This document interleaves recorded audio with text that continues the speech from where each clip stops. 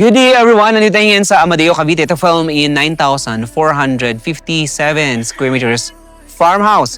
But before we start our house tour, I invite you all to hit that subscribe button and click that bell button to get you notified for whenever we release new YouTube videos. We're on Facebook, Instagram, Viber, WhatsApp, email, and email by simply clicking the link below on the description box. You can also search us via Google at www.rmillerrealty.com for all of our fresh listings. Today we're going to explore a 9,457 square meters in a highly elevated property, 400 plus meters above sea level. Located in Amadeo, Cavite, minutes away to Metro Tagaytay, and easy access all the way to Cavite Laguna Expressway and East Service Road.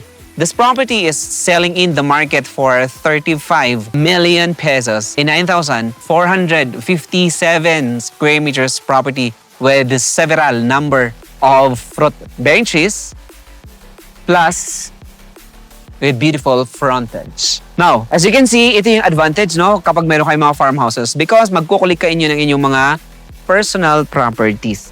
Magkukulik kayo ng inyong pong mga ordinary property. Now, shout out po sa ating mga clients all over the globe for always tuning in our YouTube channel. Kung hindi ka pa nakapag-subscribe, guys, click that bell and share our video sa inyong immediate extended and large family looking at property here in the Philippines. Now, let's go, Milboy. Okay, so this is the frontage area. So you have a very long frontage, 50 plus meters frontage. As you can see via drone, ang ganda ng demographic in the area. Of course, ang ganda rin ng location kasi all year round, malamig at mahangin. The same way, napakalapit mo sa Metro Manila kasi this is a mainland area, no, ng Luzon. Now, ito yung access mo papunta dito sa pinaka-farmhouse area. And right now, this is the property. Meron kang malaking bahay na it has 3 bedrooms. And then on the ground floor, meron kang like a living area na unfinished.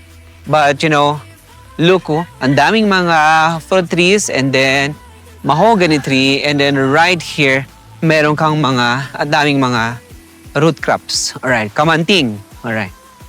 O, diba? Nice.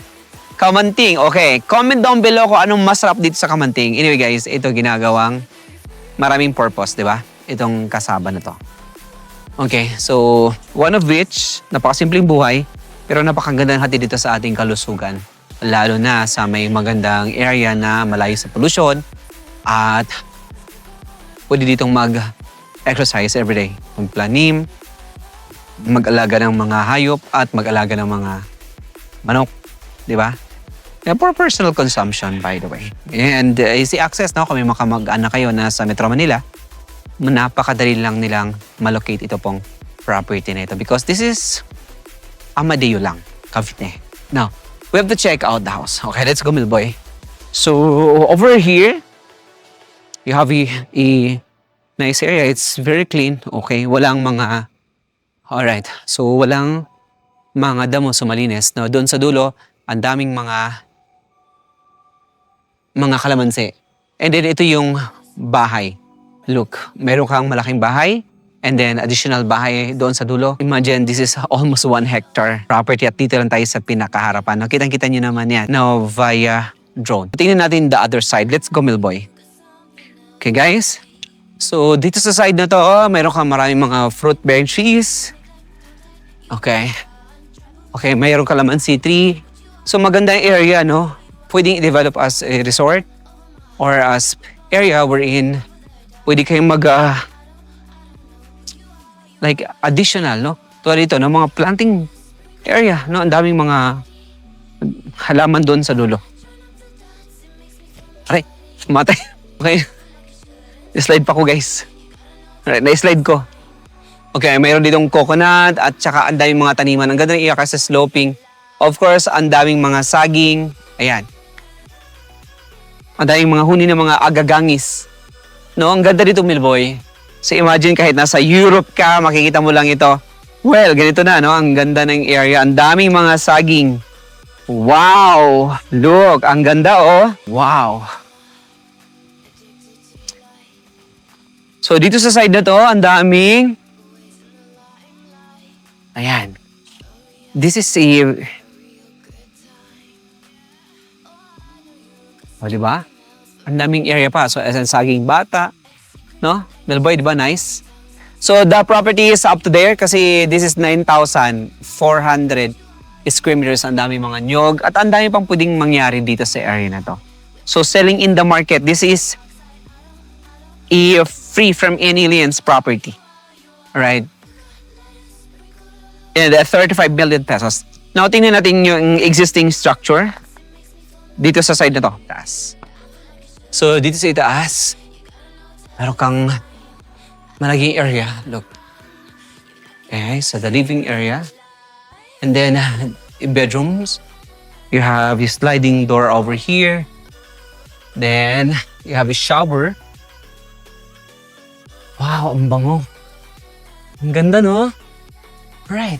So, very province. Pero pwede pang i-develop.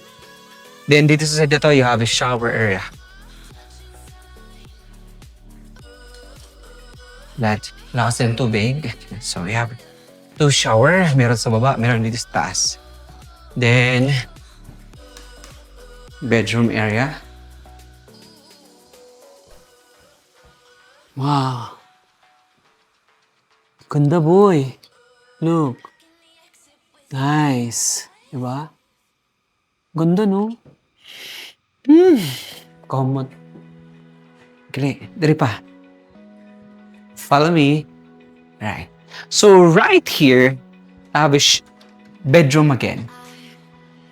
Look, with the screen. And then, mayroon siyang ilaw. Ayan. Then, this is the last bedroom. I think basically this is the master bedroom. Yeah, this is the master bedroom area. Wow! What can you say? Nindot, di ba? Ha? No? Yes! Mura kang nasa Bohol. Nindot, no? Yes. Dabi, magsaba-saba dire. Huwag ka lang magsaba-saba kay madunggan jud ka. Di ba, boy? So, you have the hallway. And then there's the family area. Yan, very simple. Ang ganda ng mga kapis, oh. Wow, ang ganda nito. Di ba? Right, so basically napaka-simple lang natin ng house tour. Now, this one with a total lot area of 9,457 square meters. You have a nice frontage, 50 meters frontage. This property is selling in the market for 35 million pesos. If you are interested or anyone interested, message us today. Napakalapit lang nito gawin to Metro Manila. And almost 1 hectare land size. Diba? Thank you so much, guys, and I hope to see you in our next video. God bless everybody.